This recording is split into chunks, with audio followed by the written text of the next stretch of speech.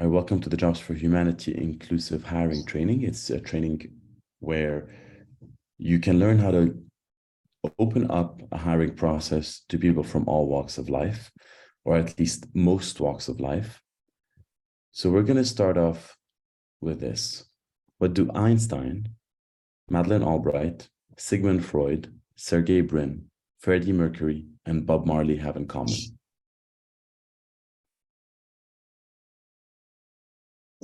Any thoughts? I What is might one cheat. attribute? I already know the answer, but I am not sure. I saw from one earlier. Yep. Anyone? No idea, I think. Okay, so they're all refugees. And I can keep on switching the slide around with many people, and you'll find more and more cases of brilliant people who come from underrepresented backgrounds.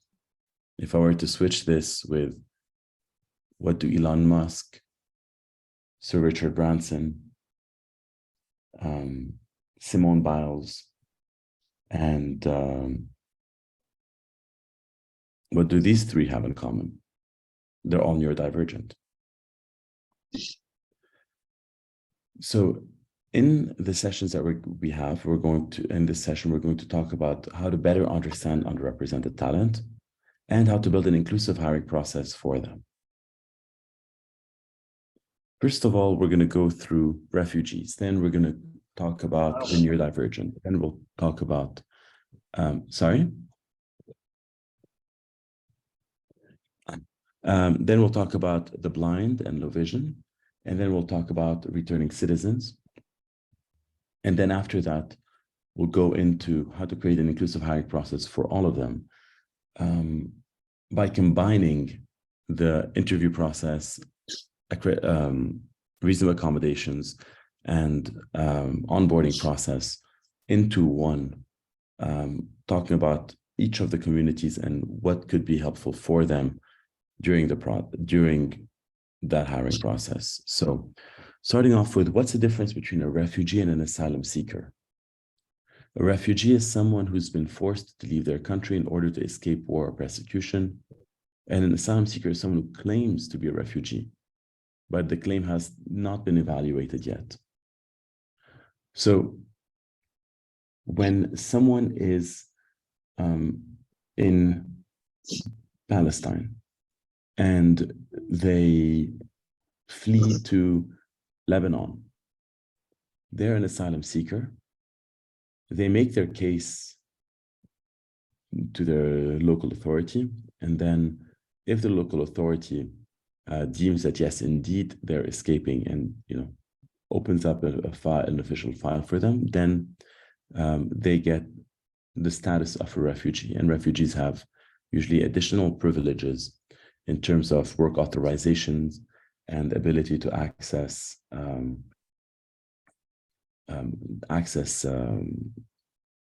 housing or other means at their disposal.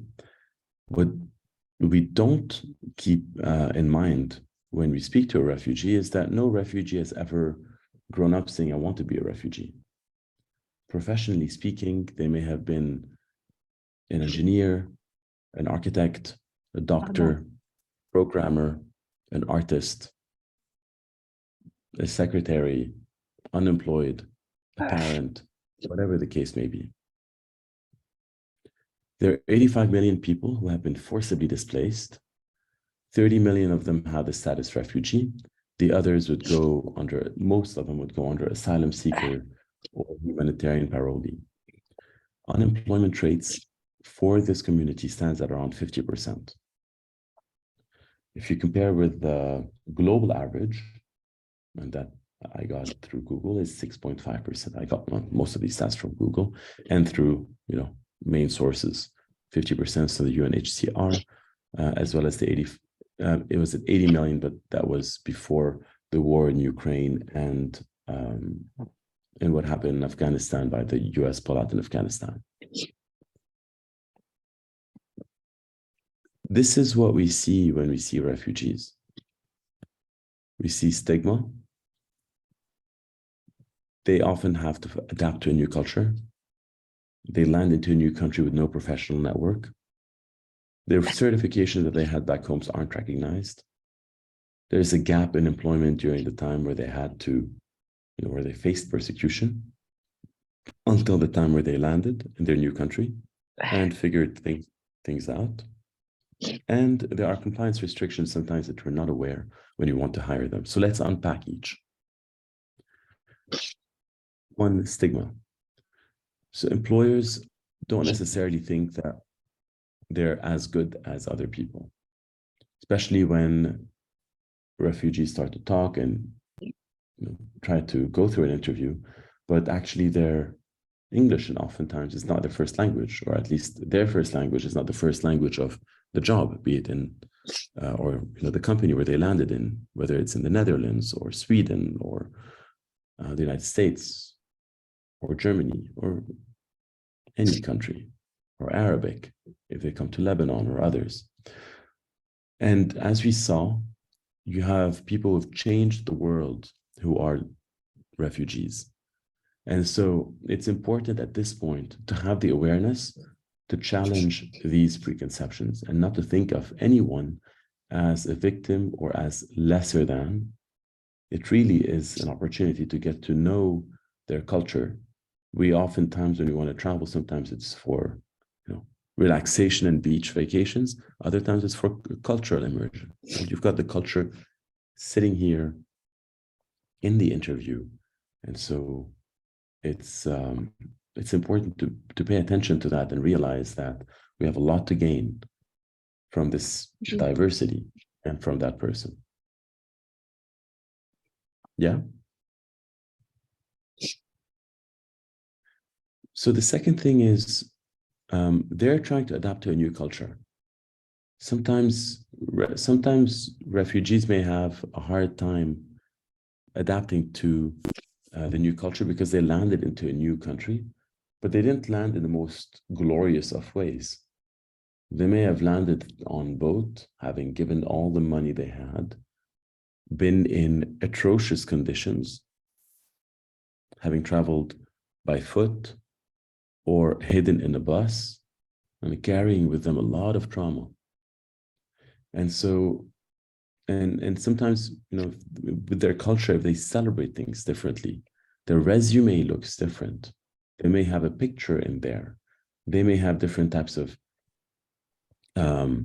assets that they put on their resume or way that they look. And so it's important just to be attentive, just like with stigma, be aware of the cultural differences. If there's help, if you feel like it's helpful, explain to them the cultures and rituals that you have in your country, and then just give them a helping hand. But at the same time, try to learn from their culture and see what is it that they're doing and what's the meaning behind it, because oftentimes maybe they come from a culture that's much richer than the one we're in. And that's not going to be a determinant in how one performs in the job. The third one is they will most likely not have a professional network. Being uprooted from one country and landing into another is quite hard. And that also means that they've said bye-bye to their family, to their friends, to their connections. And when you want to get a job, it's oftentimes we say it's not what you know, it's who you know. So in that case, it's really hard because they don't know that many people here. The most valuable thing that you can do is to offer your professional network to a refugee. And this is one of the things that we're going to do in this program, where we're going to introduce you to a job seeker in your city, in your field of work. And the professional network is, I would say, a common thing across all communities, being able to have access to one. Their certifications are not recognized. You may not recognize their dentistry certification or medical certification or legal certification or the one that they use in order to practice finance. And so the best solution here is to try to, first of all, ask yourself, is this certification really needed? In some cases it is if you're a doctor. And if it is, Try to look for skills instead of certification and see if they can perform the task at hand. The best thing you can do is just give them a skills test, give them a coding test. You're probably not going to recognize their educational background because you may have never traveled to that country before. And so being able to switch things into a skills-based assessment is the best solution for this. And then also, of course, re-question what are the soft and hard skills that you need, and then test for them. We're going to talk about that during the interview process. Then you've got the gap in employment. It's unavoidable that they have faced trauma due to persecution, had to take the time that they needed in order to make that personal decision to say, I have to flee my country, and then flee the country. So there's going to be a gap in employment. And after they flee their country, they're going to have to need the time where they travel and where they get to the new country. And so oftentimes in recruitment, we are taught that a gap in employment is a bad sign because a person is out of the labor market willingly, and they're just not making good use of their time. The truth is, this couldn't be farther from the truth. And therefore, you want to always be considerate of the reasons behind the gap in employment. Of course, you're going to be considerate if you know that the person is a refugee in front of you, but what if you don't know? What if you see a resume and you see a gap? You don't know if the person was a refugee. You don't know if the person had to face prison time. You don't know if the person had a life-threatening injury and had to take time to get their physical health back in order or their mental health back in order. And so the gap in the resume is a myth in many ways because it comes with an assumption of laziness, but very often it's not the case. Next, you've got compliance restrictions. Of course, you want to be working with someone who has the authorization to work in your country. And so it's important to know that you always need to have, to consult the law, to have an employment attorney, someone that you can just consult and tell, hey, I'm looking to hire a refugee. Can I please know if I'm allowed to, or, here's their phone number. Am I authorized to hire them? In most cases, refugees are allowed to work in Europe, most cases in Europe, the US and Canada. And so are, but maybe to a lesser extent, asylum seekers. And sometimes there are some rules and decrees that are made in order to help population from a particular country, such as allowing a Ukrainian to be able to work even without automatically having the status of a refugee. And one thing that we could be helpful with here is at some point, always improve that training by giving, here's a list of lawyers or pro bono solutions that you can come and have access to in order to make that determination so that this is not a barrier against hiring someone. Now that we've had a quick overview of who's a refugee and what the challenges they face, let's switch our attention to the blind and the visually impaired. So visually impaired encompassing blindness and low vision. Like there were 85 million refugees, there are way more than that, almost 4 times more than that of people who are blind or who have low vision. 39 million of them are blind. And the unemployment rate among the blind community is 36%. The underemployment rate is much, much higher. It's over 80%. You can categorize visual impairment into blindness. I cannot see anything, or I can see some light, but for all practical purposes, it's almost all darkness. I can't make any use of that light. That's blindness. Then you've got low vision. Technically speaking, anyone with less than 20/20 vision is considered visually impaired. But when we say low vision, we generally mean extremely low vision, not very usable. So even when you put on your glasses, you still need one additional piece of equipment that'll allow you to be able to navigate the visual space. These tools are screen readers for the blind because you cannot use any light in order to see. And therefore, you cannot see the contrast, and therefore, you cannot see shapes and letters. And therefore, having a screen reader is going to convert the visual world into an auditory world. Most tools that we use at this point have screen readers already built in. Your Mac, your PC has it. But there are also other tools like JAWS and NVDA that are used and are very popular among the blind population. And this is how they're able to read a Discord channel, a website. They're able to code. They're able to use Excel. They're able to use almost all tools that are needed. Also, there are Braille displays formed by a blind genius, Louis Braille, but a French person from, I believe, the 1800s. I could be wrong, maybe even earlier, from the 1600s, somewhere between 1600 and 1800s. But they're used a lot less nowadays. But they're mostly used by deaf blind users, because now they have to use not their ears in order to hear, but their sense of touch.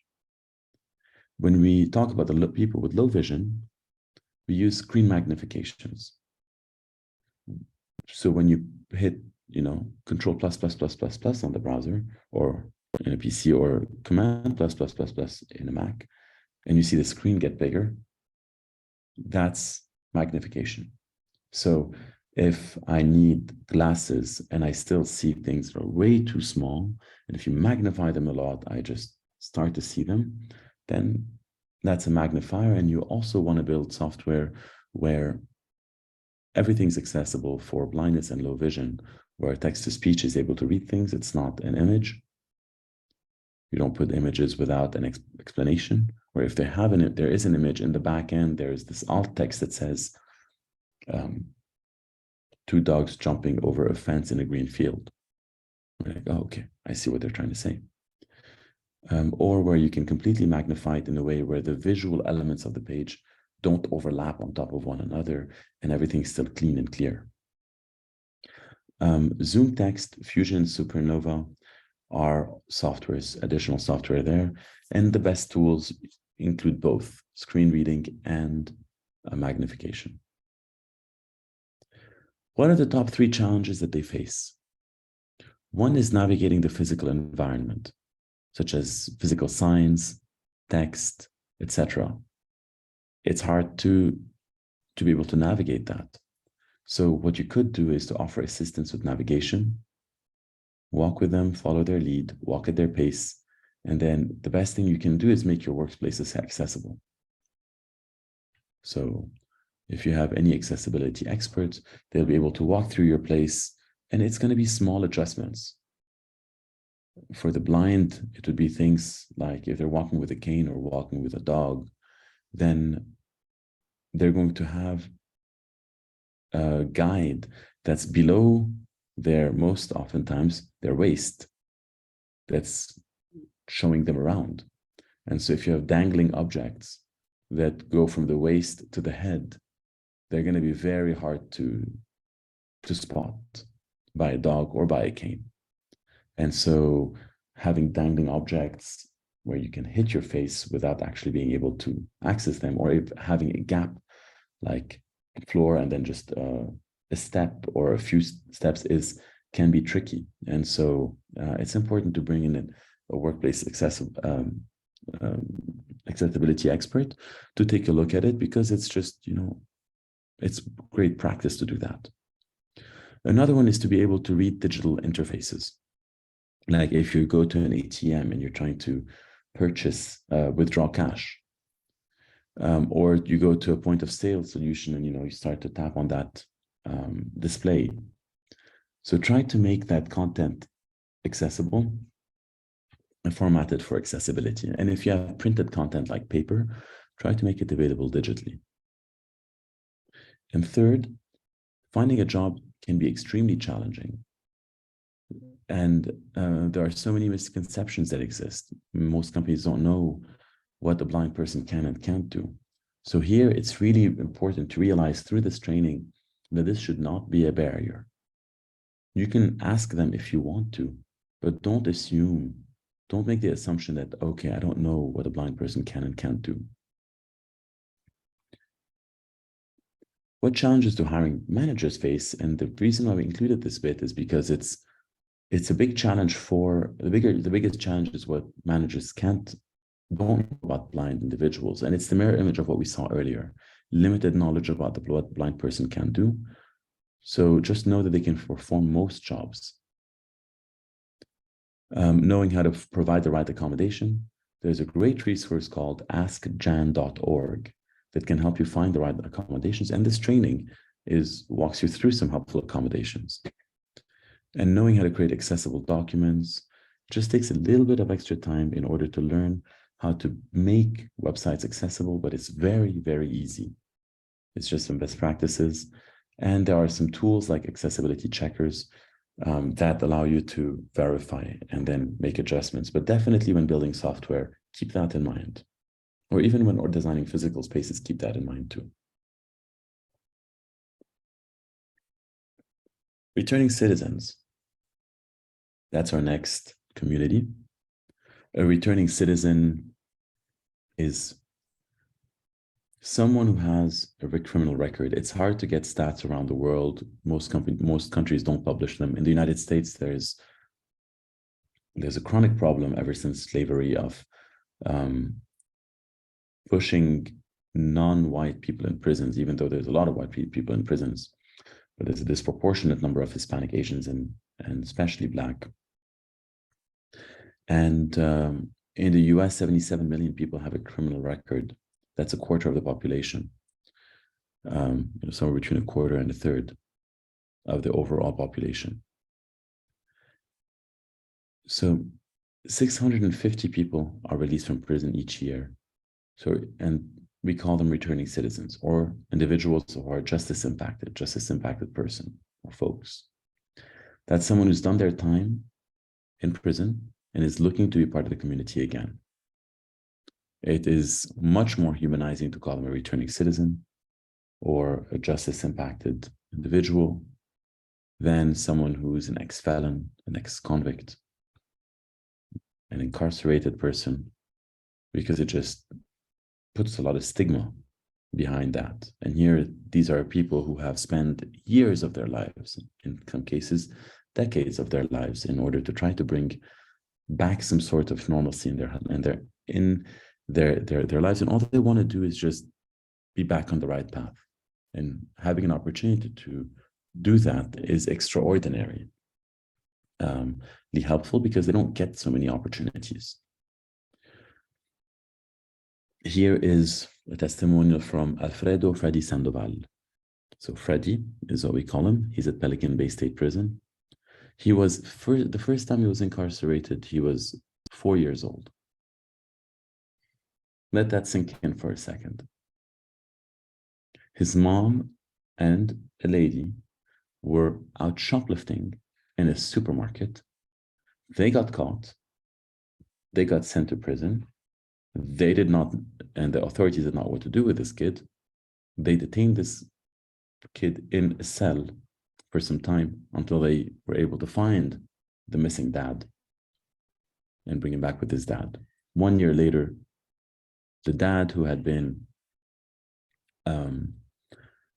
in gangs was trying to teach his son, because he's got his kid with him at all times now, how to become a man. So he took little Freddy, opened someone's home, shot the person, and there goes that 5-year-old kid, completely petrified, not knowing what to do. And that became his life. Freddy grew to become the top figurehead in one of the 2 main gangs, main Mexican gangs in the United States. and he's in prison for life. Here he is in his most likely 60s. He's been writing books, some of which I have here in this apartment, about being able to get past criminal thinking and reform your life. And he's a mentor to many people after renouncing gang life fully. So this is to give a sense of, in a lot of ways, he had absolutely no control over what happened at 4 and 5 years old. He was a kid. And many of us don't have that misfortune, but some do. And some of these people haven't been given a first real shot at life. And they're coming out with a first ask to integrate with society after having most of their lives stripped away from them. That's a person I know in person, flesh and blood, and I can give you at least 10 more examples of people who've had their lives put in jeopardy. Another one, actually, who has actually put the training together for returning citizens is John Jackson.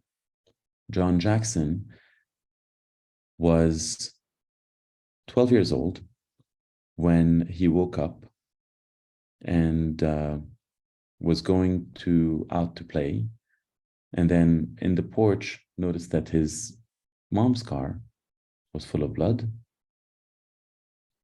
and that was the last time he had ever seen his mom. She had been murdered in his sleep, and he had not known his dad because she was a single mom, and he had defected, as are 1 in 8 young women adults are single parents. And so he went in and moved with his aunt and uncle. His aunt and uncle were drug dealers. And so they were dealing drugs. They were trading them. And then one day they got caught. Little John was 17 years old. Little John really wanted to fit in with his new parents. His aunt said, please take the blame. You're a minor. They're not going to do anything to you. He said, okay. He said, I did it. He ended up in prison. John is 38 years old. He has collaborated with, and he's out of prison today. I just got out of prison 2 years ago. And he is one of the most straight and highly motivated, focused people. And he's the director of the Hustle 2.0 program that's helped tens of thousands of formerly incarcerated individuals in prison, also while they're incarcerated, to get past criminal thinking. And we're talking about 4,500 pages of programming in 40 plus prisons, at least 40 prisons in the US. And he's an incredible leader. That's just 2 examples. So what are the challenges they face? They're very similar to a refugee. So I'm going to count them. And I'm going to go top to bottom, the same ones as refugees have, and I'm going to replace them with a returning citizen. Stigma.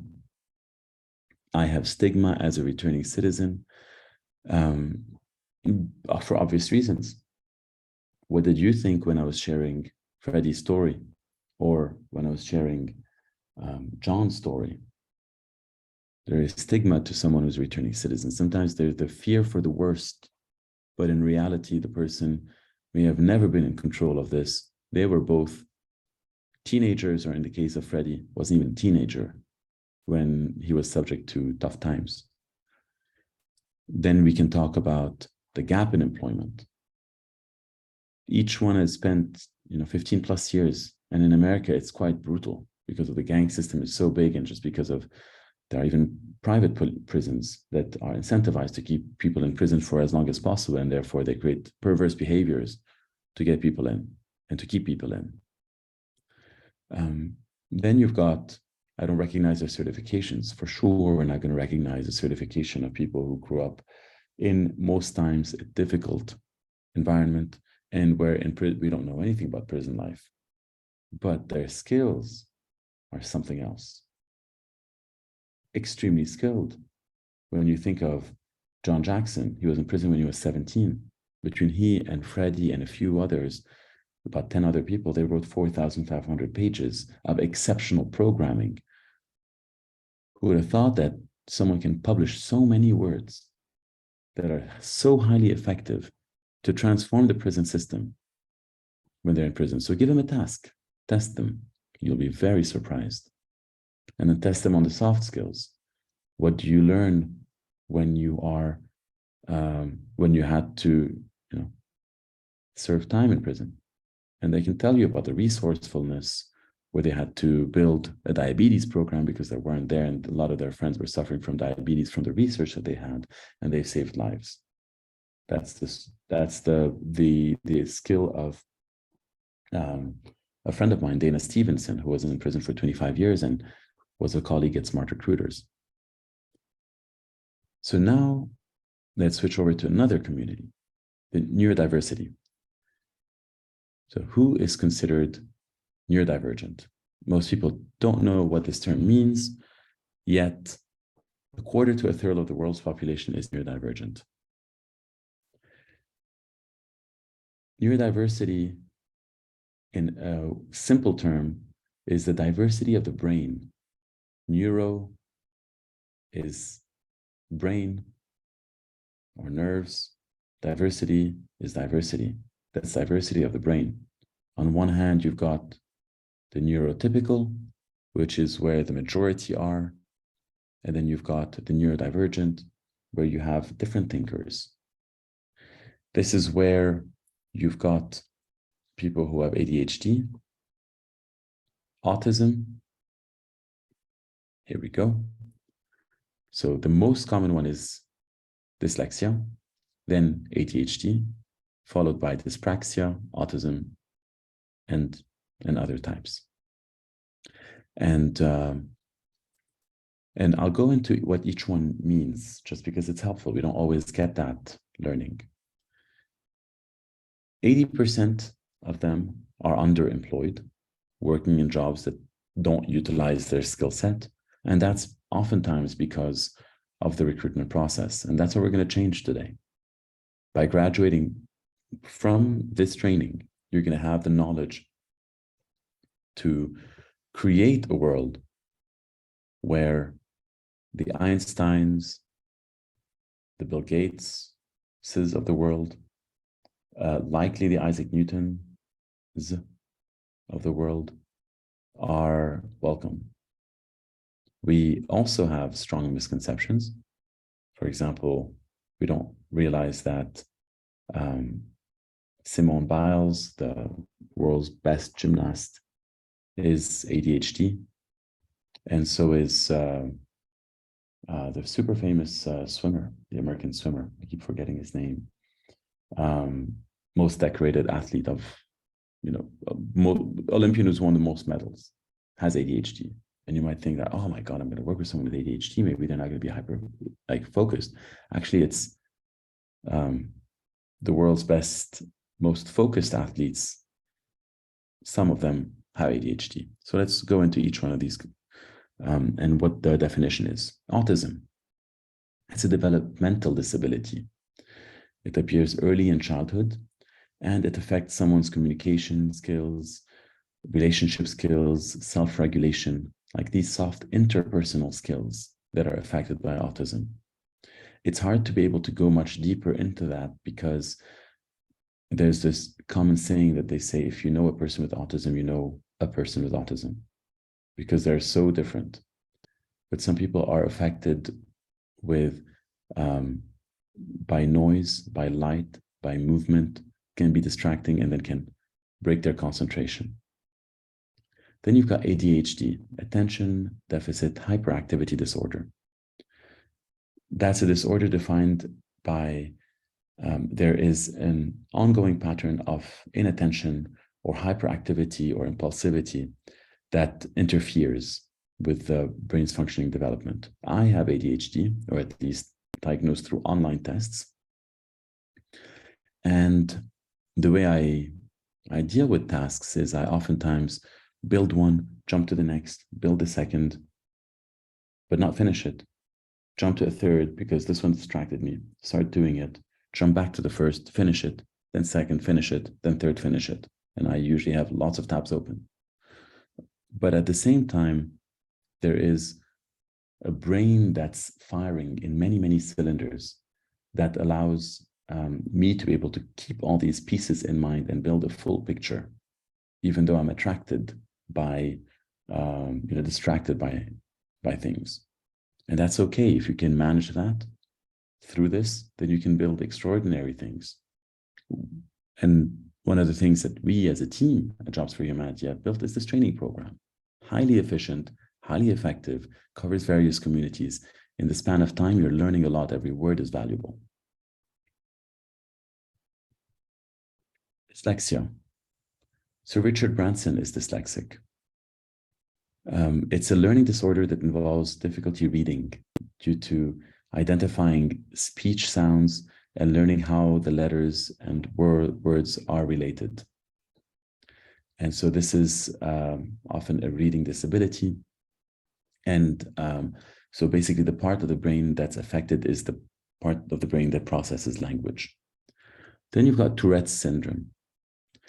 It's, you often see repetitive involuntary movements, what we call tics or vocalizations. This is not the least common one. And these are simple motor tics. So the person just has these tics, but doesn't mean that they're in pain in any way, shape, or form. But this is just how the nervous system has been modified in this person in order to affect a certain muscle groups and create those tics. Sometimes people can be eye blinking, doing grimaces, shrugging their shoulders, and make some throat clearing constantly or grunting noises. Dyspraxia. It's the neurological development that affects coordination. It impacts someone's ability to plan and process motor tasks. And person with dyspraxia basically has a hard time planning what to do and how to do it. And so that's dyspraxia. Dyscalculia involves the inability to understand arithmetic. So it hurts mathematics. So sometimes you can't judge the speed of something or the distance between something and another, estimation of time or counting money, and understanding that the number 5 is the same as FIVE, and having trouble with mathematics. What are the top challenges that they face? One, for the neurodivergent, some of the misunderstandings, miscommunications can easily arise. Because your brain works differently, your language works slightly differently, then people are oftentimes misunderstood, because oftentimes there's a lot of honesty and no sugarcoating. So they'll just say what they want and they can come off as rude. What in reality they're not. They're just going for the truth. They're trying to understand. They don't have usual reactions to emotions, and it's difficult to understand what is normal and what are normal normal social cues. And right now, I just realized by going through this training that I actually had a misunderstanding with a person who is neurodivergent, because they were being rude and saying, hey, I need certain information. It hasn't been given to me. But in reality, this information was never recorded. And I asked them, do you feel like you're being left out? And so this is, with 1/4 to 1/3 of the world's population being neurodivergent, this is going to be common in everyday conversations that you're going to encounter. So having that training and understanding that, being able to catch that, is super valuable for yourself and for others, to be able to understand one another and to be able to be inclusive in this world. Another challenge that they face is that they may be very detail-oriented or literal thinkers, and they can get caught in small minutiae. So they could be wasting a lot of time and going for perfection, going into the deep depth of details, but in reality, they could, helping someone just get their mind out of something is much more helpful. So be careful when you're collaborating with a neurodivergent individual and you feel they're very detail oriented. Try to potentially work within their nature and try to give them tasks that are very detail oriented and give them a lot of prep, because they can go super deep within it. Then how do you best address these challenges? First, start by understanding what neurodiversity is and what are the different types of neurodiversity. And then the best way to communicate with someone who's neurodivergent is to be careful with your language, be very clear, and don't change instructions all the time. And sometimes it takes a lot of intentional effort to do that. Don't feel personally hurt if someone is specifically blunt. That's okay. And when a misunderstanding does occur at work, it's important to tackle it with an open mind and an honest conversation. Just say what you meant, share the feedback, and then make them feel at ease and safe. It's the most valuable way for them to be able to cope, because they're trying to fit in. They've always tried to fit in. So they'll appreciate that feedback.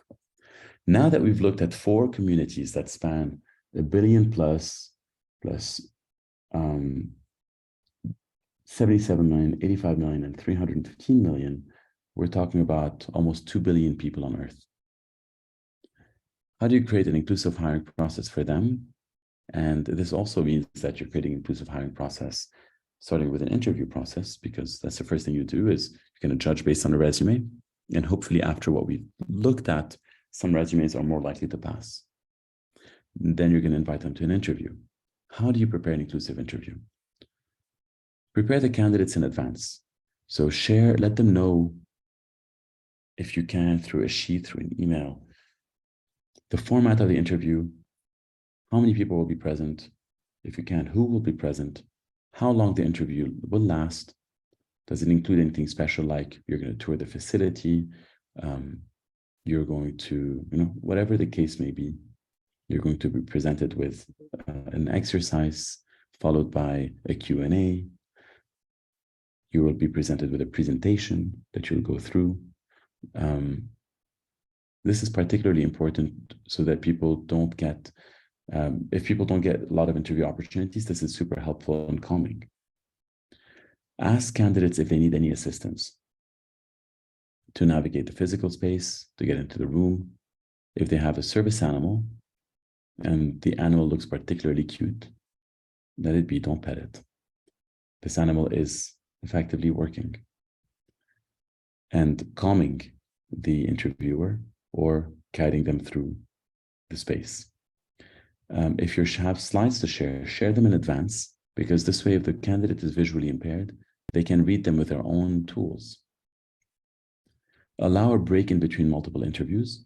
This allows someone to be able to have time to reset their mind and process the information that they've taken in already, in order to be ready for the next interview. Notice that this is extremely helpful, and common practice sounds like common practice, but it's not always done. And it's also helpful for the near majority. So this is helpful for 8 billion people on Earth, not just the 1.6 that we're talking about. Having an interview scorecard. So have that ready before the interview. Have that at the point of the job description. Say that these are the 3 to 5 skills that are necessary for that job to be done well. And then list a certain set of questions or assessments for each to have a fair evaluation framework. What this ends up doing is it turns your interview into a skills-based interview rather than a beauty contest or a familiarity contest. There are social norms that we often get caught up. If I look at you, look at me in the eye, I look at you in the eye, I feel more comfortable. There are handshakes that we often require. There are certain social norms that we look for. Someone who's calm, has a soothing voice, who is doesn't have tics. These are social norms that actually have, when you think of them, have nothing to do with the job. If you can replace video interviews with a skill assessment, then that's a win. Because it's not so much about how you look and how you speak, but it's so much more about what you can do. Are you able to perform the surgery? Will you be someone who can dig into the research that's needed in order to uncover this case? So being able to replace that with a technical interview, a project, a case study, can separate a good interviewer from a good hire. And these two things are very different. We only have a few hours to evaluate the quality of a person, and we spend a good amount of that time evaluating them based on their physical appearance. Think about that. No wonder we have high turnover rates. Then ask precise questions when you're in the interview. A bad question is, what is your greatest strength or weakness? It's not bad in its intent. You want to know what a person is good at, what a person is weak at. Are they self-aware to know what their weaknesses are? That's a good question to ask. But if you actually are a bit more precise, you'll realize that the tricky part here is greatest, the word greatest. I could be wondering, if I'm an honest person, which is my biggest strength? And in my mind, while you're wondering, what is this person thinking? Well, this person is comparing 3 or 4 of their strengths that came up in their minds, and they're wondering which is the one that they should talk about, because which is the greatest one, so they can be honest in answering this. And after they answer this question, because it's a tough, tricky one, they're going to wonder afterwards whether that was the greatest one or not. But that's not the intention of the question. So if you can ask, what relevant skills can you bring to that role? Or even best, how have you demonstrated, as a follow-up question, this skill, that skill, or that skill? Then you're going to have a more precise answer. And it's more like what you're looking for. A bad question is, where will you be in 5 years? Now, I think the whole world can agree that this question should be chucked out the window, especially if they were asked that question in 2019 and then COVID hit and everyone's world is upside down. But it's extremely vague. So a better question is, how would you like to see the next 5 years of your professional development evolve? Okay, great. I can tell you what I'd like to learn, where I'd like to grow. Best, is there a specific skill that you'd like to evolve in the next 5 years of your career? And that's also really interesting, an interesting question, because then you see where the intent is, what they want to do. And also, if you have questions in the back of your mind because a person is showing some strange behaviors, or their resumes making you wonder a few things, and that's on your mind, for sure ask and don't assume. Because that's important for you to be able to have a fair evaluation. But ask by asking more precise questions, and then be mindful of asking questions that may induce trauma. So trauma-inducing questions. Don't ask a refugee why they left their country. That's going to bring back the darkest period of their lives at a time where they're trying to put their best foot forward in order to get the job, and you're in the way of that job. It's really hard to answer that question. It's unfair. If you want, you can turn it into a positive, something where they feel reassured, and then you can ask that question. Come from a place of curiosity, but also be mindful of the person, know the audience. So if you ask them during that period where there's a gap in your resume, can you share some of the learnings, skills that you gained during that time? And maybe they'll talk to you about resilience in a way that you've never heard resilience before. Maybe they're going to talk to you about collaborating with people in ways, a story about collaboration that you've never, ever expected. Maybe they're going to talk to you about resourcefulness and being able to come up with a solution that got them out of a very tough situation. Well, that's a great interview question, right? Don't overly focus on how a resume looks. If someone comes in with a CV format versus a resume format, it's okay. The person's experiences are just displayed in a different way. Don't get too frustrated about it. Oftentimes, when recruiters have so many resumes that they need to look at, they will get frustrated about this. Let that pass. If there are spelling mistakes, let them pass. If the person is blind and the spell checker wasn't able to correct it properly. So for example, if the resume says decryption instead of description or surprise instead of surprise, that's okay. Now that we have some tools to get through the interview process in a more inclusive way, let's talk about the rest of it. How do you onboard someone and create a safe working space? The key is to be able to treat everyone the same, but recognize that there are accommodations that could be needed in order to onboard someone into a new role. So here's the testimonial of a refugee. When I joined my first company in the new country, I was uncomfortable because colleagues were treating me differently. Not necessarily by what was said, but also about how things were said. I wanted more than anything to be treated like everyone else. Since then, I've changed my jobs. And in my new role, I'm treated exactly like everyone else. I do not have to be any additional benefits, nor do I have to be reminded that I'm different every day. But in understanding some differences, these are some reasons. Oh, are we at time? Oh yeah, we're just 2 minutes out. Okay, so we'll just finish this up. Reasonable accommodations. So pair them with a buddy. Check in on them every month. Offer language training when needed. Just ask them if they need one or if they feel like they need one. Partner with an organization that offers this and offers that to them. That'll help everyone and them.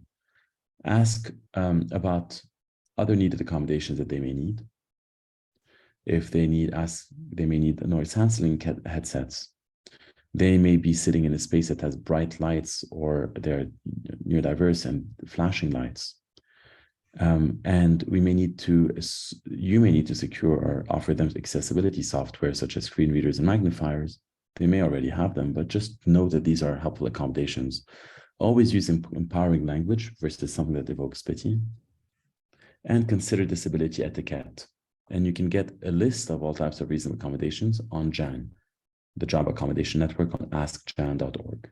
Roy, sorry to interrupt. I sent the chat, but you didn't read it, I think. No, I have to unfortunately go to the next meeting. I was just wondering if we can, yeah, sorry for that. If we can finalize this maybe later in the afternoon, we can chat absolutely. later. Absolutely. I'm going to pause it right really now. Sorry. Yeah. We speak later and we can finalize with very pleasure. Of course, Simon. See you all, guys. Thanks a lot so far, Roy. Bye-bye, guys. Bye-bye. Ciao, Simon. So here I'm just going to wrap it up in this minute. I didn't hire the candidate. Can I still help you? So of course you can. You can give them feedback, mentor them, open up your network. So we're going to do this now. Right after this, what we're going to do, we're going to offline.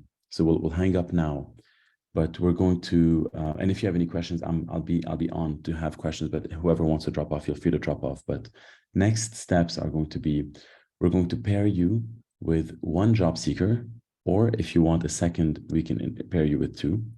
But ideally, you'd have one that you have 4 calls with, and we'll put that in an email introduction between you and them. That's someone who's looking for a job from one of these communities, and you'll help them with their resume, help them get to know them, and open up your network, help them with interview prep, and help them with their job search process. And we'll invite you to the Discord channel in order to, if you can, on a weekly basis, consider answering questions for 2 to 3 people. If you want more, then that would be amazing. But this allows you to help people, but at the same time, retain all that information and become a truly inclusive employer.